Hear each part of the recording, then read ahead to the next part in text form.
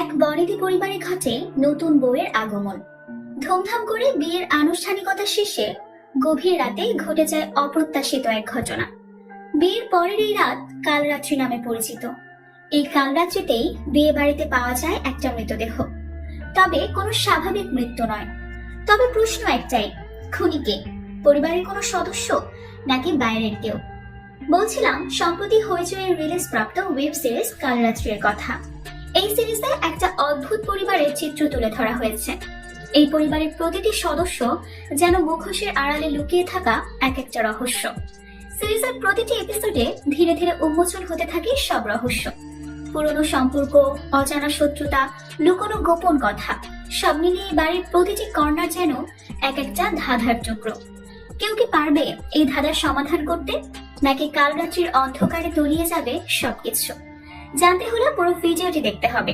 তো আর কথা না বাড়িয়ে শুরু করছি রহস্যময় সিরিজের এক্সপ্লেনেশন। শুরুতেই আমরা দেখতে পাই দেবী নামের একটা মেয়ের শ্বশুরবাড়িতে গৃহপ্রবেশ হচ্ছে। দেবী থালায় রাখা আলতায় পা দিয়ে গৃহপ্রবেশ করবে। ঠিক তখনই দেবীর বান্ধবী মায়া বলে, থালায় যে আলতাটা দেখছিস সেটা কিন্তু আলতা নয়, সেটা তোর বরের রক্ত। মায়ের কথা শুনে দেবী ভয় পেয়ে যায়। দেবীর শাশুড়ি ইন্দ্রাণী দেবীকে গৃহপ্রবেশ করতে বলে। দেবী কিছুটা ভয়ে ভয়ে আলতায় পা ডুবিয়ে গৃহপ্রবেশ করে। দেবীর বিয়ে হয়েছে রায় বর্মন বাড়ির ছেলে রুদ্রর সাথে। তবে এটা রুদ্রর প্রথম বিয়ে নয়। রুদ্রর প্রথম স্ত্রী রীতিকা মারা গেছে। দেবী রুদ্রর দ্বিতীয় স্ত্রী। রায় বর্মন বাড়ির কর্তা হচ্ছে সমরেশ রায় বর্মন, আর কর্ত্রী হচ্ছে ইন্দ্রাণী রায় বর্মন। রুদ্র তাদের বড় ছেলে। এছাড়াও বাড়িতে আছে মেঝো ছেলে অজিত, তার স্ত্রী রায়, ছোট ছেলে বরুণ, তার স্ত্রী কীর্তি, এবং রায় বর্মন বাড়ির একমাত্র মেয়ে শিবানী। শিবানীর বিয়ে হয়েছে বিজয় নামের একটা ছেলের সাথে। রায় বর্মন পরিবার বেশ সম্ভ্রান্ত এবং বনেদি পরিবার। টাকা পয়সা, সামাজিক অবস্থান সব দিক থেকেই অনেক উঁচু অবস্থানে আছে তারা। তাদের তুলনায় দেবীর পরিবারের অবস্থা অনেকটাই নিচু। এত সম্ভ্রান্ত পরিবার হয়েও সমরেশ তার বড় ছেলের বিয়ে এমন একটা পরিবারে দিচ্ছে, এর পেছনে অনেক বড় কারণ আছে। কি কারণ সেটা আমরা একটু পরেই জানতে পারবো। যাই হোক, বিয়ের আগের দিন বেশ ধুমধাম করে দেবীর গায়ে হলুদ হয়। বাড়ির সবাই আনন্দে মেতে থাকলেও দেবীর মা বাবা কোনো একটা কারণে চিন্তিত ছিল। ওরা দেবীর কাছে কিছু একটা গোপন রেখে দেবীর বিয়ে দিচ্ছিল। দেবীর মা একবার দেবীর বাবাকে বলে, আমার মনে হয় দেবীকে জানানো উচিত কেন সমরেশ রায় বর্মন দেবীর সাথে নিজের বড় ছেলের বিয়ে দিচ্ছে।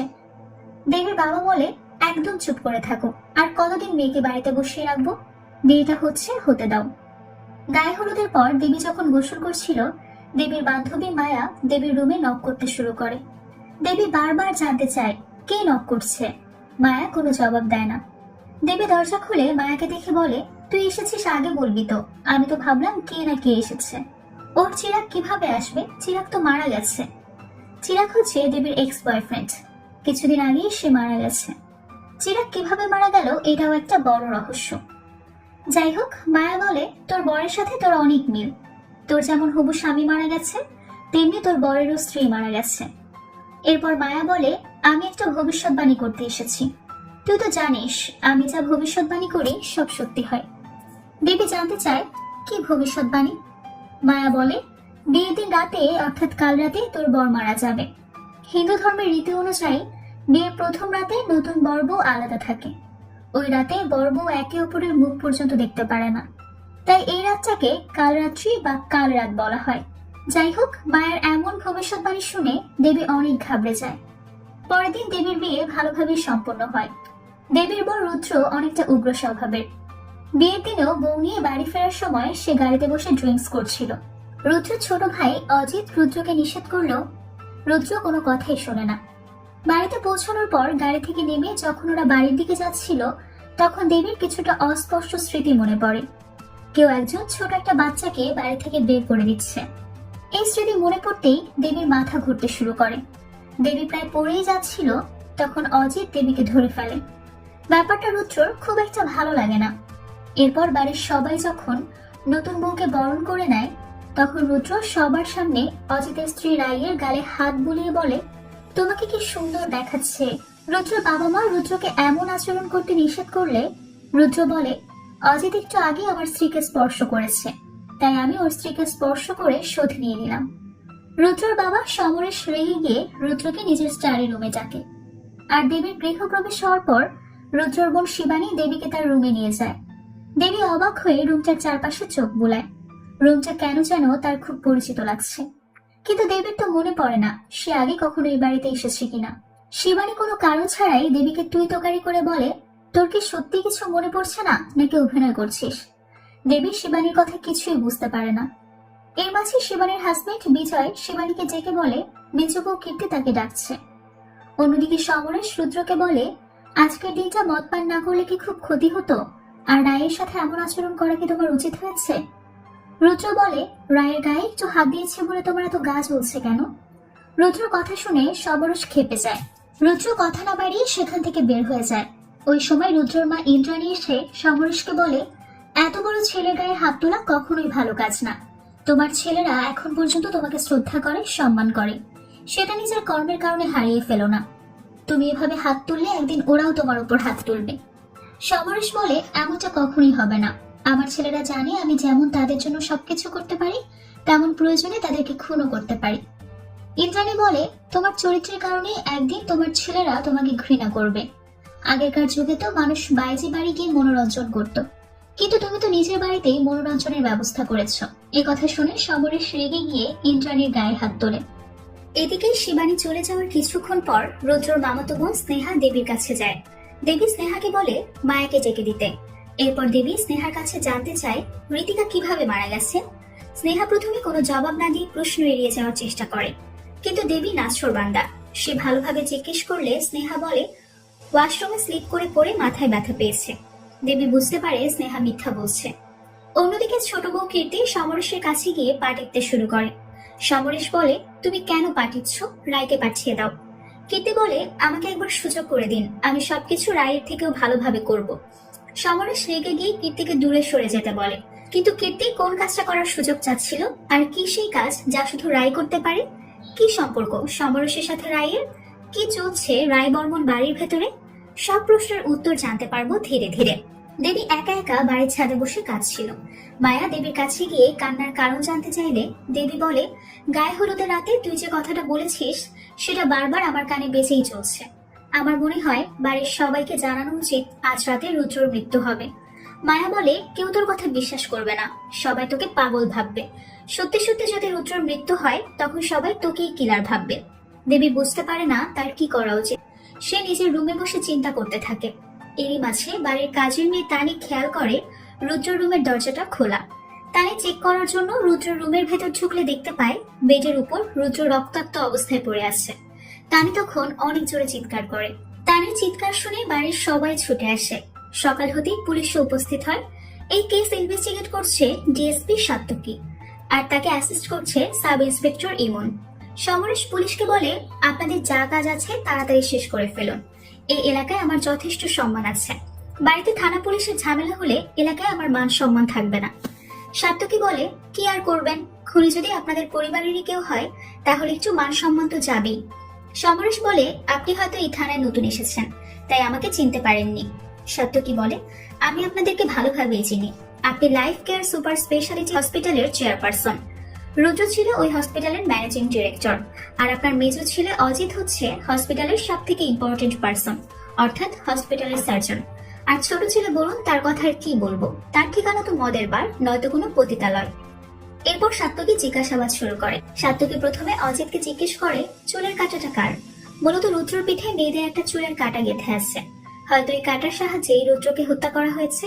তাই সাত্তকী জানতে চায় এই কাঁটাটা বাড়ির কোন নারী সদস্য ব্যবহার করত। অজিত বলে, আমি জানি না। সাত্তকী জানতে চায় ডেড বডি সবার আগে কে দেখেছে। ইমন জানায় কাজের মেয়ে তানি। সাত্তকী ইমনকে বলে তানির সাথে কথা বলতে। এরপর সাত্তকী বাড়ির সদস্যদেরকে উদ্দেশ্য করে বলে, এক এক করে সবাইকে জিজ্ঞাসাবাদ করা হবে, তার আগে কেউ বাড়ির বাইরে যেতে পারবেন না। সমরেশ বলে, আপনি কি আমাদেরকে সন্দেহ করছেন নাকি? সাত্তকী বলে, এখন পর্যন্ত বাড়িতে জোরপূর্বক কারো প্রবেশ করার আলামত পাওয়া যায়নি। এর মানে এটাই দাঁড়ায় খুনি বাড়িরই কেউ, তাই বাড়ির প্রত্যেকটা সদস্য সন্দেহের তালিকায় আছে। ইমন তানির সাথে কথা বলে জানতে চায় রাতে সে কি দেখেছে। তানি জানায় রাতের বেলা তানি ওয়াশরুমে যাওয়ার সময় উপরের তলায় একটা অদ্ভুত শব্দ শুনতে পায়। তানি উপরে তাকালে দেখতে পায় বোরকা পরা কেউ একজন রুদ্রর রুমের সামনে থেকে চলে যাচ্ছে। এরপর তানি ওয়াশরুমে কাজ শেষ করে রুদ্রর রুমের সামনে গেলে দেখতে পায় রুমের দরজা খোলা। সচরাচর রুদ্র দরজা বন্ধ করে ঘুমায়। হঠাৎ খোলা দেখতে পেয়ে তানি কৌতূহলবশত রুদ্রকে ডাকতে ডাকতে রুমের ভেতরে গেলে দেখতে পায় রুদ্র রক্তাক্ত দেহ বিছানায় পড়ে আছে। ইমন জিজ্ঞেস করে, তুমি এত কিছু কিভাবে দেখলে? রাতের অন্ধকারে তো এত কিছু দেখার কথা না। তানি জানায় রুদ্রর রুমের লাইট অন ছিল। অন্যদিকে সাত্তকী দেবীর সাথে কথা বলতে চায়। দেবীর সাথে তার বান্ধবীরা সবাই ছিল। সবাই দেবীকে সান্ত্বনা দিচ্ছিল। সাত্তকী দেবীর বান্ধবীর কাছে জানতে চায় রাতের বেলা কেউ সন্দেহজনক কিছু বুঝতে পেরেছে কিনা। সবাই জানায় কেউ কিচ্ছু বুঝতে পারেনি। সাত্তকী সবাইকে বাইরে পাঠিয়ে দিয়ে দেবীর সাথে একা কথা বলে। সাত্তকী দেবীর কাছে জানতে চায় তার বাবা মা আসবে নাকি। দেবী বলে কিছুক্ষণ পর হয়তো চলে আসবে। সাত্তকী জিজ্ঞেস করে, আপনাদের কি অ্যারেঞ্জ ম্যারেজ হয়েছে? দেবী কোনো জবাব দিতে পারে না। এখানে ফ্ল্যাশব্যাকে দেখানো হয় কিছুদিন আগে সমরেশ বিয়ের কথা বলার জন্য দেবীর বাড়িতে গিয়েছিল। সমরেশ দেবীর বাবা মাকে বলে, তোমাদের দেবীকে আমি রুদ্রর বউ করে নিয়ে যাব। দেবীর মা বলে, রুদ্র তো বিয়ে হয়েছে। সমরেশ বলে, বিয়ে হয়েছিল, ঋতিকা এখন আর বেঁচে নেই, অ্যাক্সিডেন্টে মারা গেছে। তবুও দেবীর মা এই বিয়েতে মত দিতে পারছিল না। দেবীর মা বিয়ে না দেওয়ার জন্য এটাও বলে যে রুদ্রর থেকে দেবীর বয়স অনেক কম। তখন সমরেশ দেবীর মাকে ধমক দিয়ে বলে, একদম তর্ক করবে না, আমি যা বলছি তোমরা সেটাই করবে। সমরেশের সাথে দেবীর বাবা মায়ের কথা বলার ভঙ্গি দেখে মনে হচ্ছিল দেবীর বাবা মা হয়তো সমরেশের কর্মচারী। সমরেশ বলে, পুরোহিত বলছিল রুদ্রর প্রথম 2 বিয়ে অমঙ্গলজনক হবে। আমি আগেই বিশ্বাস করিনি। ঋতিকা মারা যাওয়ার পর বিশ্বাস করেছি। ঋতিকা মরে গিয়ে ভালোই হয়েছে, কিন্তু ঋতিকার বাবা মা থানা পুলিশ কেস এসব করে খুব ঝামেলা সৃষ্টি করছে। তাই রুদ্রর দ্বিতীয় বিয়ে এমন একজনের সাথে দেব যার বাবা মা এসব ঝামেলা করতে পারবে না। দেবীর মা বলে, 2 বিয়ে অমঙ্গলজনক এর মানে কি দেবী ও ঋতিকার মতো মারা যাবে? সমরেশ কোনো জবাব না দিয়ে বিয়ের ডেট ফাইনাল করতে বলে। ওদের কথাগুলো আড়াল থেকে মায়া শুনে ফেলে। এখানে আমরা বুঝতে পারি সমরেশ বিশ্বাস করে রুদ্রর দ্বিতীয় স্ত্রীর মৃত্যু হবে। তাই সে এমন ফ্যামিলির মেয়ের সাথে নিজের ছেলের বিয়ে দিচ্ছে যাতে দেবীর মৃত্যু হলেও দেবীর বাবা মা কোনো ঝামেলা করার সাহস না পায়। সিন প্রেজেন্টে চলে আসছে। দেবী কোনো জবাব না দেওয়ায় সাত্তকী বারবার দেবীকে একই কথা জিজ্ঞেস করতে থাকে। দেবী এবার প্যানিক করতে শুরু করে। দেবী বলে, আমি কিচ্ছু জানি না, দয়া করে আমাকে কিছু জিজ্ঞেস করবেন না। দেবীকে প্যানিক করতে দেখে সাত্তকীও ঘাবড়ে যায়। সাত্তকী বলে, আমি এই বাড়িতে আর কিছুক্ষণ আছি, যদি কিছু বলতে চান যে কোনো সময় আমাকে বলতে পারেন। এরপর সাত্তকী তানির সাথে কথা বলতে চায়। সাত্তকী তানির কাছে জানতে চায় রুদ্রর শরীরে গেঁথে থাকা কাঁটাটা আসলে কার। তাই জানায় কাঁটাটা রায়ের। সকাল সন্ধ্যায় রায় রুদ্রর ঘরেই ছিল। সে সময় রায়ের মাথায় ওই কাঁটাটা ছিল, কিন্তু রায় যখন রুদ্রর রুম থেকে বের হয় তখন রায়ের চুল খোলা ছিল, চুলে কোনো কাঁটা ছিল না। এখানে আমরা জানতে পারি রায়ের সাথে রুদ্রর অবৈধ সম্পর্ক ছিল। গতকাল সন্ধ্যায় রায় যখন রুদ্রর রুমে গিয়েছিল, রুদ্র রায়ের সাথে ক্লোজ হওয়ার চেষ্টা করে। তখন দরজার বাইরে থেকে রুদ্রর মা ইন্দ্রাণী ওদেরকে দেখে ফেলে। ইন্দ্রাণী রায়কে বাইরে ডেকে নেয়। রুদ্রর রুমে রায়কে এই অবস্থায় দেখে ফেলায় ইন্দ্রাণী রায়ের সাথে চেঁচামেচি করতে শুরু করে। রায় ইন্দ্রাণীকে ধমক দিয়ে বলে, চিৎকার করে সিন ক্রিয়েট করা বন্ধ করো। চিৎকার আমিও করতে পারি, আর আমি যদি মুখ খুলি তুমি টিকতে পারবে না। এসব শুনে সাত্তকী তাচ্ছিল্য করে বলে, অপূর্ব পরিবার, বাড়ির সদস্যরা দেখছি ভালোই চরিত্রবান। এরপর সাত্তকী তানিকে জিজ্ঞেস করে, এই সমস্ত ঘটনা কি তুমি একাই দেখেছো নাকি আর কেউ দেখেছে? তানি জানায় দূর থেকে দেবীও সবকিছু দেখেছে এবং শুনেছে। এমন তানিকে বলে, তোমার কি মনে হয় কে রুদ্রকে খুন করেছে? তানি বলে, বাড়ির সবাই খুন করতে পারে, নির্দিষ্ট করে একজনের নাম বলা সম্ভব না। কিছুক্ষণের মধ্যে দেবীর বাবা মা চলে আসে। সাত্তকী এবং ইমন দেবীর বাবা মাকে দেখে একটু অবাক হয়, কারণ দেবীর বাবা মা অনেক বেশি বয়স্ক। তাদেরকে দেখে মনেই হয় না দেবী তাদের মেয়ে। দেবীর বাবা মা জানতো না রুদ্র মারা গেছে। ওরা এসেছে দেবীর বৌভাত অ্যাটেন্ড করার জন্য। ওরা যখন জানতে পারে রুদ্র মারা গেছে, দেবীর মা ঘাবড়ে গিয়ে জিজ্ঞেস করে, রুদ্র দাদাবাবু কিভাবে মারা গেল? সাত্তকী অবাক হয়ে জিজ্ঞেস করে, মেয়ের হাজবেন্ড কিভাবে দাদাবাবু হয়? দেবীর বাবা কথা ঘুরিয়ে বলে, আমরা একটু দেবীর সাথে দেখা করতে চাই। সাত্তকী দেখা করার পারমিশন দেয়। তখনই স্নেহা এসে জানায় দেবীকে খুঁজে পাওয়া যাচ্ছে না। তানি পুরো বাড়ি খুঁজে দেখে দেবী কোথাও নেই। এর পরের দৃশ্যে আমরা দেবীকে দেখতে পাই। দেবী বাড়ির বাইরে একটা পুকুর ঘাটে চলে গেছে। পুকুরের সামনে দাঁড়াতেই দেবীর হ্যালুসিনেশন শুরু হয়। দেবী তার মৃত বয়ফ্রেন্ড চিরাগকে পুকুরের মাঝখানে দেখতে পায়। চিরাগ দেবীকে ডাকছিল। দেবী ধীরে ধীরে চিরাগের কাছে এগিয়ে যায়। দেবী নিজের অজান্তেই পুকুরের মাঝখানে চলে যায়। এরপর মন্ত্রমুগ্ধের মতো পানিতে ডুব দেয়। সাত্তকী সময় মতো পুকুর ঘাটে পৌঁছে দেবীকে উদ্ধার করে। দেবী সেন্সলেস হয়ে গিয়েছিল। বাড়ির সবাই দেবীকে চারদিক থেকে ঘিরে ধরে আর দেবীর জ্ঞান ফেরানোর জন্য অপেক্ষা করছিল। দেবীর জ্ঞান ফিরতেই সবরেশ রাগারাগি করে জিজ্ঞেস করে, পুকুরে কেন নেমেছিলে? দেবী বলে, পা স্লিপ করে পুকুরে পড়ে গিয়েছিলাম। রায় সবাইকে উদ্দেশ্য করে বলে, দেবীর ভেজা কাপড় চেঞ্জ করে দেওয়া উচিত। আপনারা সবাই বাইরে চলে যান। সবাই রায়ের কথা মতো বাইরে চলে যায়। সাত্তকী ইমনকে জানায়, দেবী সবার সামনে মিথ্যে বলছে, সে স্লিপ করে পড়ে যায়নি। সাত্তকী যখন দেবীকে পানি থেকে তোলার চেষ্টা করছিল, তখন দেবী বলেছিল, আমি আর বাঁচতে চাই না, আমাকে ছেড়ে দিন। এর কিছুক্ষণ পরেই দেবী আবারও বলে উঠছে, ওকে বাঁচান, ও না বাঁচলে আমিও বাঁচতে পারবো না। সাত্তকী কিছুতেই বুঝতে পারছে না দেবী আসলে কাকে বাঁচানোর কথা বলছিল। এদিকে রুমের ভেতর রায়কে একা পেয়ে দেবী জিজ্ঞেস করে, রুদ্রর মৃত্যুতে তুমি অনেক কষ্ট পেয়েছো, তাই না? রুদ্রকে তো তুমি অনেক ভালোবাসতে। রায় দেবীর কিছুটা হুমকি দিয়ে বলে, তুমি যদি আমাকে তার সাথে গেম খেলার চেষ্টা করো তবে এর ফল ভালো হবে না। দেবী রায়ের কথায় পরোয়া না করে বলে, তোমার চুলের কাঁটাটা অনেকেরই পছন্দ ছিল, তাই না? রায় বলে, কিসের কাঁটা? দেবী বলে, স্নেহা এবং শিবানী আমাকে রান্নাঘরে নিয়ে গিয়েছিল, তখনই আমি দেখেছি এই কাঁটা সবার কতটা পছন্দের। এখানে আমরা জানতে পারি বরুণও রায়কে পছন্দ করে। সে সুযোগ পেলেই রায়ের সাথে ফ্লার্ট করে, আর রায় ব্যাপারটা অনেক এনজয় করে।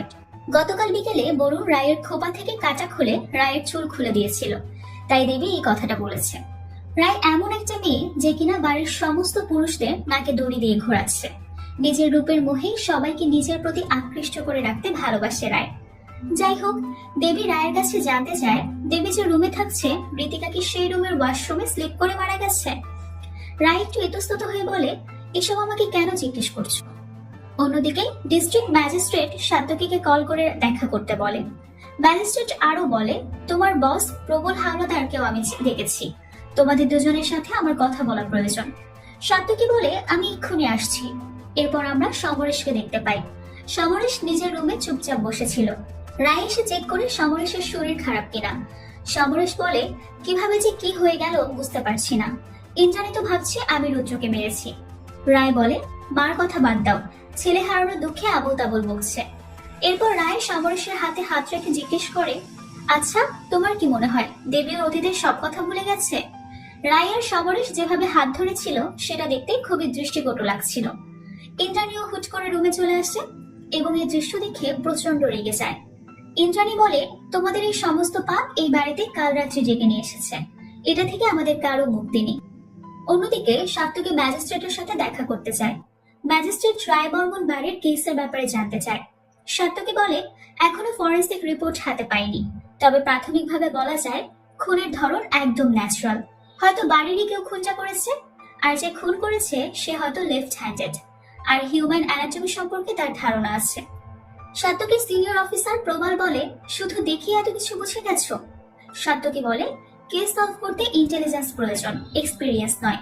ম্যাজিস্ট্রেট সাত্তকীকে বলে, সমরেশ রায় বর্মনের বাড়ির কেস নিয়ে অলরেডি এমএলএ কল করেছে আমাকে। এটা অনেক হাই প্রোফাইল কেস, তাই যা করার খুব ভেবে চিন্তে করতে হবে। এরপর আমরা দেবীকে দেখতে পাই। মায়া দেবীকে জিজ্ঞেস করে, পুলিশকে কি বললি? কাকে রুদ্র খুনি হিসেবে তোর সন্দেহ হয়? দেবী বলে, আমি কাকে সন্দেহ করব? মায়া বলে, কেন, আমাকে তোর সন্দেহ হয় না? দেবী বলে, তুই কি মানুষ খুন করতে পারিস? মায়া বলে, না পারার কি আছে, তোর জন্য আমি সবকিছু করতে পারি। এর মাঝে ইন্দ্রাণী দেবীর রুমে চলে আসে। ইন্দ্রাণী দেবীর গলা চেপে ধরে বলে, তুই কেন ফিরে এলি? কেন আমার পরিবারটাকে এভাবে শেষ করে দিলি? বেরিয়ে যাই বাড়ি থেকে। দেবীর নিঃশ্বাস প্রায় বন্ধ হয়ে যাচ্ছিল। তখন রায় ইন্দ্রাণীকে সরিয়ে দেয়। ইন্দ্রাণী চলে গেলে দেবী মায়াকে বলে, তুই শুধু মুখেই বলিস আমার জন্য সব করতে পারিস, বাস্তবে কিছুই করিস না। এত কিছু হয়ে গেল, তুই চুপ করে দাঁড়িয়ে দেখলি, কিছুই বললি না। মায়া বলে, তুই যখন সত্যিকার অর্থে বিপদে পড়িস তখন আমি তোর জন্য সবকিছু করি। এরপর দেবী বলে, আমি কিছুই বুঝতে পারছি না, এই বাড়ির মানুষগুলো এত সহজভাবে আমাকে তুই তোকারি করছে, আমার গায়ে হাত তুলছে, এটা কিভাবে সম্ভব? মায়া বলে, এটা তখনই সম্ভব যদি তুই ওদের পূর্ব পরিচিত হোস। দেবী জিজ্ঞেস করে, ওরা কি আমাকে আগে থেকে চেনে? মায়া কোনো জবাব না দিয়ে সেখান থেকে চলে যায়। এর কিছুক্ষণ পরেই ইমন দেবীর সাথে কথা বলতে আসে। দেবী বলে, আমি যা বলার সাত্তকীকেই বলবো। সাত্তকী ভেজা কাপড় চেঞ্জ করার জন্য বাড়িতে চলে গেছে। ইমন সাত্তকীকে ডেকে নেয়। এরপর ইমন রুদ্রর ব্যাপারে কথা বলতে শুরু করলে দেবী বলে, আমি তো জানতাম রুদ্র মারা যাবে। ইমন জিজ্ঞেস করে, আপনি কিভাবে জানলেন রুদ্র মারা যাবে? দেবী কোনো জবাব দেয় না। অন্যদিকে শিবানীর হাজবেন্ড বিজয় শিবানীকে জিজ্ঞেস করে, তোমরা কি দেবীকে আগে থেকেই চিনতে? তোমাদের কথা শুনে এমন যাই মনে হয়। শিবানী বিজয়ের টি শার্ট চেপে ধরে বলে, সব ব্যাপারে নাক গলাতে এসো না, নিজের লিমিটের মধ্যেই থাকো। ভুলে যেও না তুমি পথের ফকির ছিলে। আমার বাবা তোমাকে দোকান করে দিয়েছে, আমার এক কথায় আবার সেটা কেড়েও নিতে পারবে, তাই সাবধান থাকবে। এদিকে সাত্তকী চলে আসলে দেবী সাত্তকীকে বলে, চিরাগ মুখার্জি নামের একটা ছেলে পলাশপুর হাই স্কুলের টিচার ছিল, 1 বছর আগে পানিতে ডুবে মারা গেছে। আপনি কি একটু তদন্ত করে বলতে পারবেন চিরাগ কিভাবে মারা গেছে?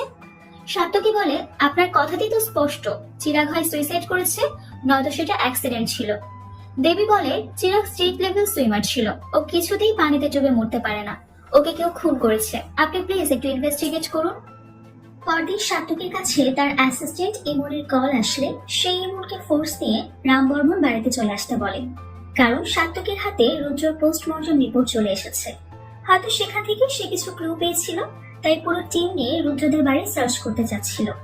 এদিকে রায় খুব সকাল সকাল ছাদে গিয়ে দাঁড়িয়েছিল। তখন অজিত তাকে খুঁজতে খুঁজতে ছাদে পৌঁছে যায়, কিন্তু তাকে দেখে রায় খুশি হতে পারে না, কারণ তাদের মধ্যকার সম্পর্কটা কখনোই ভালো ছিল না। সেখানে কথায় কথায় রায়ের চরিত্র আর অজিতের দুর্বলতা নিয়ে তাদের দুজনের মধ্যে ঝগড়া হয়। এরই মাঝে বরুণ আর তার ওয়াইফের মধ্যেও ঝগড়া লাগে। বরুণের ওয়াইফ একটা সুন্দর শাড়ি পরে সেজে গুজে তার সামনে আসে, কিন্তু সেটা দেখে প্রশংসা করার বদলে বরুণ উল্টো বলে বসে, সকাল সকাল এমন বাজে সাজ দিয়েছো কেন? তার ওয়াইফ তখন অবাক হয়ে বলে, কোথায় সাজলাম, শুধু একটু কাজল দিয়েছি। তখন বরুণ বলে, কাজলের কথা বলিনি, শাড়ির কথা বলেছি, শাড়িটা খুব বাজে। সেটা শুনে তার ওয়াইফের খুব রাগ হয়, কারণ গত সপ্তাহে ওই একই শাড়ি রায় পরেছিল। তখন বরুণ মুগ্ধ হয়ে তার দিকে তাকিয়েছিল, তার প্রশংসায় পঞ্চমুখ হয়ে যাচ্ছিল। তাই তার ওয়াইফ ওই একই শাড়ি কিনে এনেছে নিজের হাজবেন্ডকে ইমপ্রেস করার জন্য। কিন্তু বরুণের কথা শুনে সে বুঝতে পারে তার ধারণা কতটা ভুল। তার হাজবেন্ড শাড়ি দেখে নয়, রায়কে দেখে ইমপ্রেস হয়েছে। এটা নিয়ে তাদের দুজনের মধ্যে ঝগড়া শুরু হয়। সেখানে বরুণের কথা শুনে বোঝা যাচ্ছিল সে রায়কে নিয়ে কতটা অবসেসড। তবে শুধু বরুণই নয়, রায়ের নিজের হাজবেন্ড বাদে বাকি সব পুরুষের সাথেই ভালো সম্পর্ক ছিল। যেমন ধরুন তার শ্বশুর, ভাসুর, দেবর, সবাই। মেয়েটা সবার উপর যেন কালো জাদু করে রেখেছিল, কেউ তার বিরুদ্ধে একটা কথাও শুনতে পারত না। আরেকদিকে সাত্তকী রুদ্রদের বাড়ির দিকে যাওয়ার পথে হঠাৎ দেখতে পায় রোডে একটা বড় অ্যাক্সিডেন্ট হয়েছে। সবাই জায়গাটা ঘিরে দাঁড়িয়ে আছে। তখনই হঠাৎ তার অতীতের কথাগুলো মনে পড়ে যায়। আসলে তার বাবা অনিন্দ একজন বড় পুলিশ অফিসার। তার বুদ্ধি আর দক্ষতার প্রশংসায় সবাই পঞ্চমুখ থাকতো। কিন্তু একদিন অনিন্দর একটা বড় ভুল হয়ে যায়। সে একটা মেয়ের মার্ডার কেসের আসামি হিসেবে মেয়েটার হাজবেন্ডকে তুলে আনে। সব লক্ষ্য প্রমাণ ছেলেটার বিরুদ্ধেই ছিল, তাই অনিন্দ তাকে কোর্টে পেশ করে, আর কোর্ট থেকে তার যাবজ্জীবন কারাদণ্ডের সাজা শোনানো হয়। কিন্তু ছেলেটার আসলে কোনো দোষ ছিল না, সে তার ওয়াইফকে খুন করেনি, তাই এই শাস্তিটা সে মেনে নিতে পারে না। জেলে যাওয়ার পর সে সুযোগ পেয়ে নিজের গায়ে আগুন লাগিয়ে দেয়। পুলিশ তৎক্ষণাৎ সেখানে পৌঁছে গিয়ে আগুন নিভিয়ে দেয়, কিন্তু ততক্ষণে ছেলেটার অবস্থা খুব খারাপ হয়ে যায়। তাকে দ্রুত হসপিটালে অ্যাডমিট করা হয়। মৃত্যুর ঠিক আগ মুহূর্তে ছেলেটা অনিন্দকে বলে, আপনি তো আমার কথা বিশ্বাস করলেন না, আমি কারো খুন করিনি, আপনি আসল অপরাধী বা তার বিরুদ্ধে প্রমাণ কোনোটাই জোগাড় করতে পারেননি। এই কথাটুকু বলতে না বলতেই ছেলেটা মারা যায়। অনিন্দ তার হাতে যে এত বড় একটা পাপ হয়ে গেছে এটা অনিন্দ মেনে নিতে পারে না। এই ঘটনার পর থেকে সে মানসিকভাবে সিক হয়ে পড়ে, আর একদিন রোড ক্রস করার সময় গাড়ি চাপা পড়ে মারা যায়। এসব মনে পড়তেই সাত্তকী চোখ দিয়ে পানি ছুটতে শুরু করে, তবে সে দ্রুত নিজেকে সামলে আবারও রওনা হয়। এদিকে দেখা যায় দেবী মন খারাপ করে তার রুমে বসে আছে। এরপর যখন সে রুম থেকে বেরোতে যায় তখন দেখতে পায় তার রুমের দরজাটা বাইরে থেকে আটকানো। সে তখন জোরে জোরে বাড়ির সবাইকে ডাকতে শুরু করে, কিন্তু কেউই তার ডাকে সাড়া দেয় না। এতে দেবী অনেক বেশি ভয় পেয়ে যায়। এমন সময় হঠাৎ সে দেখতে পায় তার রুমের ভেতর একটা অদ্ভুত লোক খালি গায়ে দাঁড়িয়ে চিৎকার করছে। তার পাশে একটা মেয়েও বসেছিল। এটা দেখে দেবী আরো বেশি ভয় পেয়ে যায়। সে চিৎকার করে সবাইকে ডাকতে থাকে, কিন্তু তখনও কেউ সাড়া দেয় না। সে সময় দেবী গিয়ে জানালা দিয়ে চিরাগকে ডাকতে শুরু করে, কারণ কিছুক্ষণ আগেই চিরাগকে সে জানালার বাইরে দাঁড়িয়ে থাকতে দেখেছিল, কিন্তু সেখানেও এবার তার দেখা পায় না। দেবী পাগলের মতো চিৎকার করতে থাকে। এরই মাঝে সাত্তকী সেখানে চলে আসে। তখন দেবী গিয়ে ভয়ে তাকে জড়িয়ে ধরে চিৎকার করতে শুরু করে। এদিকে সাত্তকীর টিম পুরো বাড়ি সার্চ করতে থাকে। ততক্ষণে সে দেবীকে সামনে রেখে রুদ্রর বাবা সমরের সাথে কথা বলতে আসে। তার কাছে এই বিষয়টা অদ্ভুত লাগছে যে লোকাল এমএলএ সমরের পরিচিত হওয়া সত্ত্বেও সে পুলিশের রেড আটকানোর চেষ্টা কেন করছে না। সাধারণত পাওয়ারফুল মানুষেরা তো এই ধরনের কাজকর্মই করে থাকে। তখন সমরেশ বলে, তুমি যে আমার বাড়িতে সার্চ করতে আসবে সেটা আমি আগে থেকেই জানতাম। তুমি গতরাতে আমাদের হসপিটালে গিয়ে তল্লাশি করেছো, তার মানে তোমার কাছে নিশ্চয়ই কোনো স্ট্রং এভিডেন্স আছে। তার ধারণা আসলেই ঠিক, সাত্তকীর কাছে আসলেই স্ট্রং এভিডেন্স ছিল। তবে সেদিকে পাত্তা না দিয়ে সত্যদেব সাত্তকে তার বাবার ব্যাপারে কথা বলতে শুরু করে। আসলে অনিন্দ একটা সময় ওই এলাকার এসপি ছিল। সত্যদেব তাকে খুব ভালোভাবে চিনত। আর যে কেসের কারণে অনিন্দ পাগল হয়ে গিয়েছিল, অর্থাৎ সেই মেয়েটার মার্ডার কেস, সেটার ব্যাপারেও সত্যদেব সবকিছু জানত। সেখানেই একটা নতুন রহস্য ফাঁস হয়। আসলে মেয়েটার হাজবেন্ড সত্যিই বলছিল সে আসলে তার ওয়াইফকে খুন করেনি, খুন করেছিল রুদ্র। এটা শুনে সাত্তকী ভীষণ অবাক হয়। তখন সমরেশ বলে, তুমি হয়তো এখন ভাবছো রুদ্র এই মেয়েটাকে কেন মারতে যাবে। আসলে রুদ্রর সাথে ওই মেয়েটার পরকীয়ার সম্পর্ক ছিল, এটা মেয়েটার হাজবেন্ড জেনে যায়। কিন্তু মেয়েটা রুদ্রর জন্য এতটাই পাগল ছিল যে সে তার হাজবেন্ডকে ছেড়ে দিয়ে রুদ্রর কাছে আসতে রাজি হয়ে যায়। কিন্তু রুদ্র তাকে অ্যাকসেপ্ট করতে চাচ্ছিল না। একটা পর্যায়ে তাদের মধ্যে ঝগড়া হয় আর সে ওই মেয়েটাকে খুন করে ফেলে। আমি নিজেই বিষয়টা সামলেছিলাম। সেখান থেকে বোঝা যায় অনিন্দ আসলে একটা ভুল করে ফেলেছে। কিন্তু প্রশ্ন হচ্ছে, সমরেশ এতদিন পর হঠাৎ এই রহস্য কেন ফাঁস করলো? মূলত সেই কথাগুলো বলে সাত্তকীকে কনফিউজ করে দিতে চাচ্ছিল, যাতে তার দ্বারাও তার বাবার মতো কোনো ভুল হয়ে যায়। এরই মাঝে ইমন অজিতের বেডের নিচে একটা রক্তমাখা জিন্সের প্যান্ট খুঁজে পায়। তখন আর কি, পুলিশের সন্দেহটা সম্পূর্ণ গিয়ে পড়ে অজিতের উপর।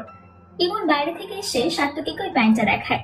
সেটা দেখে সে বুঝে যায় রুদ্র মার্ডারের সাথে অজিতের কোনো না কোনো কানেকশন আছে। কিন্তু অজিত পুরো বিষয়টা অস্বীকার করে। তখন সাত্তকী বলে, আমি এর আগে তোমার হসপিটালে গিয়েও তল্লাশি করেছি।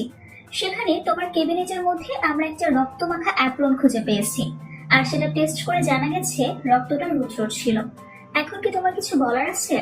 সেটা শুনে অজিত ভীষণ টেনশনে পড়ে যায়। সে তবুও নিজেকে নির্দোষ প্রমাণ করার চেষ্টা চালিয়ে যাচ্ছে। কিন্তু সাত্তকী তার কথা না শুনে তাকে ধরে নিয়ে যায় থানায়। তবে যাওয়ার পথে হঠাৎ তাদের সামনে এসে পড়ে দেবী। রুমের দরজা বন্ধ থাকাতে সে অনেক ভয় পেয়ে যায়। তাই সেই বাড়িতে আর থাকতে চায় না, তার বাবা মার কাছে ফিরে যেতে চায়। তখন স্নেহা তাকে জানায় যে তার বাবা মা বিয়ের পর দিনই তীর্থের জন্য বেরিয়ে গেছে। সেটা শুনে দেবী হতাশ হয়ে যায়। এরপর সে ওই বাড়ি থেকে পালানোর চেষ্টা করে, আর তখনই গিয়ে পড়ে সাত্তকীর সামনে। তখন সাত্তকী অবাক হয়ে জিজ্ঞেস করে, কি হয়েছে তোমার, এমন করছো কেন? তখন দেবী তাকে উল্টো জিজ্ঞেস করে, তুমি কি পলাশপুর গিয়েছিলে? চিরাগের ব্যাপারে কিছু জানতে পেরেছো? সাত্তকী বলে, হ্যাঁ গিয়েছিলাম। অফিসিয়াল রেকর্ড অনুযায়ী দুপুর 2টা নাগাদ চিরাগ পানিতে ডুবে মারা গেছে।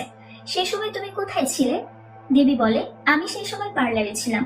12টায় পার্লারে গেছি আর 3:30টার ভেতর ফিরে এসেছি। কিন্তু সাত্তকী খোঁজ নিয়ে জানতে পেরেছিল যে সেদিন দেবী পার্লারে ছিল মাত্র 1 ঘন্টা। তাহলে বাকি 2-2.5 ঘন্টা সে কি করেছে?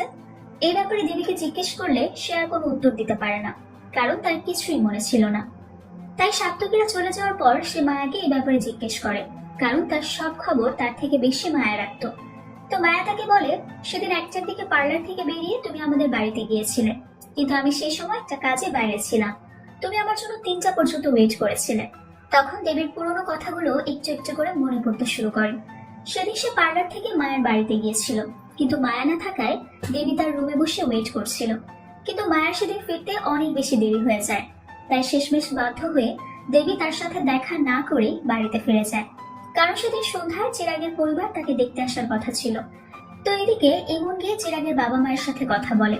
সেখান থেকে জানা যায় চিরাগ যেদিন দেবীর সাথে বিয়ের জন্য পাকাপাকি কথা বলতে গিয়েছিল সেদিনই পানিতে ডুবে সে মারা যায়। কিন্তু অদ্ভুত ব্যাপার হলো, সে তো স্টেট লেভেল সুইমার ছিল, তাহলে সে কিভাবে পানিতে ডুবে মরলো? এই ব্যাপারটা চিরাগের বাবা মার কাছেও বেশ অদ্ভুত লাগে। সেখান থেকে ইমন আরো একটা রহস্য জানতে পারে। চিরাগের বাবা মা জানায় যে তাদের কাছে দেবীর বাবা মাকে একটু অদ্ভুত লেগেছে। একে তো দেবীর সাথে তাদের বয়সের গ্যাপটা অনেক বেশি, তার উপর তাদের আচরণটাও বেশ অদ্ভুত। তাছাড়া তাদের কাছে দেবীর ছোটবেলার কোনো ছবিও নেই। ছোটবেলা তো দূরের কথা, 6 বছর আগের কোনো ছবিই তার বাবার কাছে নেই। 6 বছর আগে যখন দেবীর অ্যাক্সিডেন্ট হয় আর সেই অ্যাক্সিডেন্টে সে মেমোরি লস করে, সেই সময়টা থেকে ছবি ছিল তার বাবা মার কাছে। ব্যাপারটা ইমনের কাছেও বেশ অদ্ভুত লাগে। আরো একটা অদ্ভুত ব্যাপার হচ্ছে, গত 6 বছর যাবৎ দেবীর বাবা মাকে কোনো প্রকার কাজ করতে দেখা যায়নি। তাদের দেখে মনেও হয় না যে তাদের আর্থিক অবস্থাও খুব ভালো। তাহলে টানা 6টা বছর কোনো চাকরি বাকরি বা আয় রোজগার না করে তাদের কিভাবে সংসার চললো? এরই মাঝে চিরাগের মা আরো একটা কথা বলে, সেটা হলো দেবীর বাবা প্রত্যেক মাসের শেষ বুধবার নিয়ম করে সকাল 10টায় বের হয়ে যেত আর বিকাল 4টায় বাড়ি ফিরত। সেদিন ঝড় বন্যা যাই হোক না কেন তাকে বেরোতেই হবে, কিন্তু সে ঠিক কোথায় যেত সেটা কেউ জানতো না।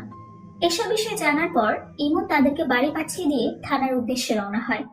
এদিকে সাত্তকে জিজ্ঞাসাবাদের জন্য অজিতের কাছে গেলে অজিত বলে, প্লিজ আমাকে বাঁচাও, আমি কারো খুন করিনি। কিন্তু সাত্তকী তার কথা মানতে চায় না, কারণ সব প্রমাণ তার বিরুদ্ধে। সাত্তকের ধারণা অনুযায়ী খুনের জীববিদ্যার জ্ঞান খুবই ভালো, অর্থাৎ সে নিশ্চয়ই কোনো ডক্টর অথবা মেডিকেল স্টুডেন্ট হতে পারে, এবং সে লোকটা একজন লেফটি, অর্থাৎ সে বাম হাতে কাজ করে।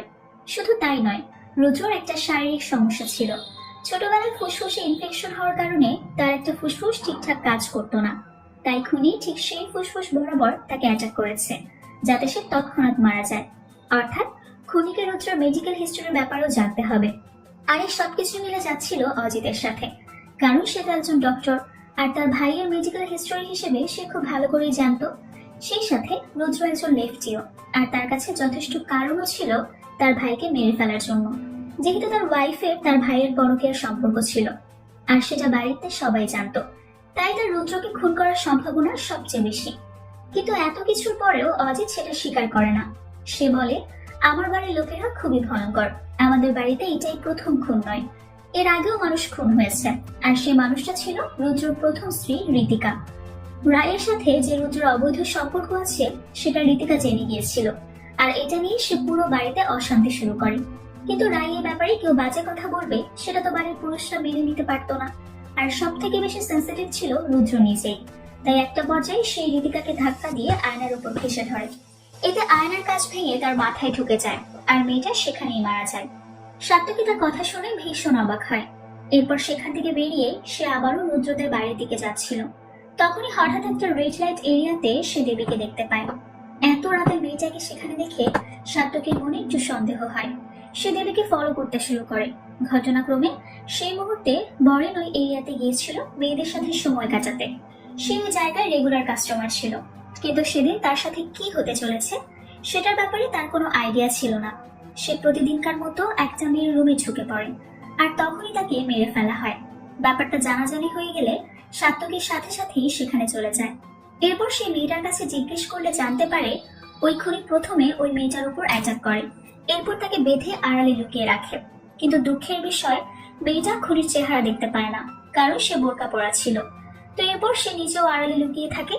এরই মাঝে বরুণ তার রুমে ঢুকলে ওই বোরকা পরা মেয়েটা তার গলা কেটে তাকে মেরে ফেলে। এরপর সে তার বোরকা খুলে একটা ব্যাগের ভেতরে ভরে সেখান থেকে চলে যায়।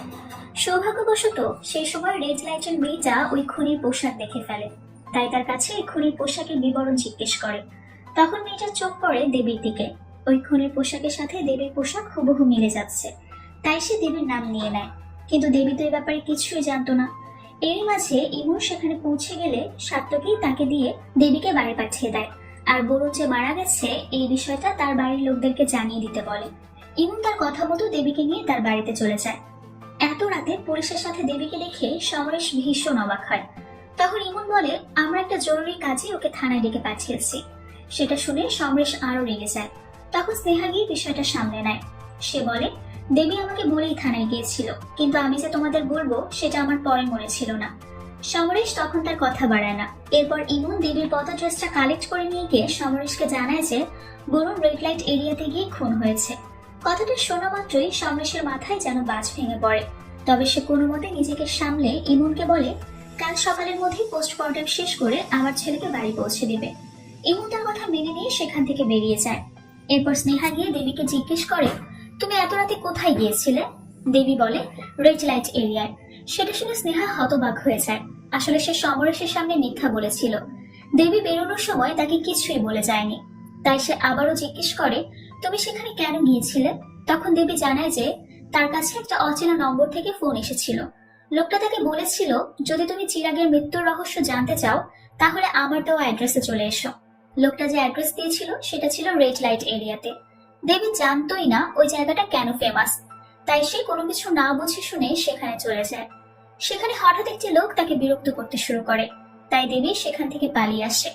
আর ঠিক সেই মুহূর্তেই সাত্তকীর সাথে তার দেখা হয়ে যায়। স্নেহা তখন অবাক হয়ে জিজ্ঞেস করে এই চিরাগটাকে, কিন্তু দেবী কোনো উত্তর দেয় না। তখন স্নেহা সেখান থেকে চলে যায়। ঘটনাক্রমে সে সময় রুদ্রের বোন শিবানীও বাড়ির বাইরে ছিল। তাহলে কি সে কোনোভাবে এই খুনের সাথে জড়িত? এদিকে সাত্তকী থানায় গিয়ে অজিতকে জানায় যে তার ছোট ভাই খুন হয়ে গেছে। তখন অজিত ভাইয়ের মৃত্যুতে কষ্ট পাওয়ার বদলে এইটা ভেবে খুশি হয় যে সে এখন নিজেকে নির্দোষ প্রমাণ করতে পারবে, কারণ বরুণের খুনের সময় তো সে জেলেই ছিল। কিন্তু সমস্যা হচ্ছে রুদ্রর খুনের মধ্যে যে যে বৈশিষ্ট্য থাকার কথা সেই সবই অজিতের সাথে মিলে যাচ্ছে। তখন অজিত বলে, তুমি যে বৈশিষ্ট্যগুলোর কথা বলছো সেগুলোর প্রত্যেকটাই আমাদের বাড়ির আরো দুজন লোকের মধ্যে আছে। সাত্তকী তখন অবাক হয়ে জিজ্ঞেস করে, তারা কারা? অজিত বলে, একজন হচ্ছে আমার বাবা আর দ্বিতীয়জন রায়। আমার বাবা একজন ডক্টর ছিল আর রায় একজন নার্স, আর তারা দুজনেই লেফটি। আর এছাড়াও তারা রুদ্রর মেডিকেল কন্ডিশনের ব্যাপারে খুব ভালো করেই জানতো, আর তাদের দুজনের কাছেই খুন করার উদ্দেশ্যও ছিল। এই কথা শোনা মাত্রই সাত্তকী দুজনকে জিজ্ঞাসাবাদ করার জন্য রওনা হয়। তখনই হঠাৎ অজিতের আরো একজনের কথা মনে পড়ে। সে সাত্তকীকে পেছন থেকে ডেকে বলে, আরো একজন আছে। সাত্তকী তখন ফিরে গিয়ে জিজ্ঞেস করে, কে সে? অজিত বলে, দেবী। তার কথা শুনে সাত্তকী যেন আকাশ থেকে পড়ে।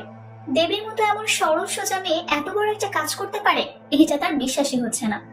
তখন অজিত তাকে জানায় যে দেবীর মেডিকেল সায়েন্স তার থেকেও বেশি ছিল, আর সে ছিল একজন সব্যসাচী, অর্থাৎ তার দুই হাতই সমানভাবে চলে। এটা শুনে সাত্তকী রায়বর্মন বাড়ির উদ্দেশ্যে রওনা হয়। অন্যদিকে দেবী যখন মন খারাপ করে তার রুমে বসেছিল, তখনই হঠাৎ মায়া সেখানে চলে আসে।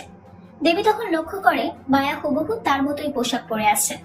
দেবী এই ব্যাপারে মায়ের কাছে জানতে চাইলে সে বিষয়টা অ্যাভয়েড করে যায়। সে দেবীকে বলে, একটু পরে পুলিশ তোমাকে ধরতে আসবে, কারণ তারা রুদ্র আর বরুণের খুনের জন্য তোমাকে ডাউট করছে। দেবী তার কথা শুনে হতবাক হয়ে যায়।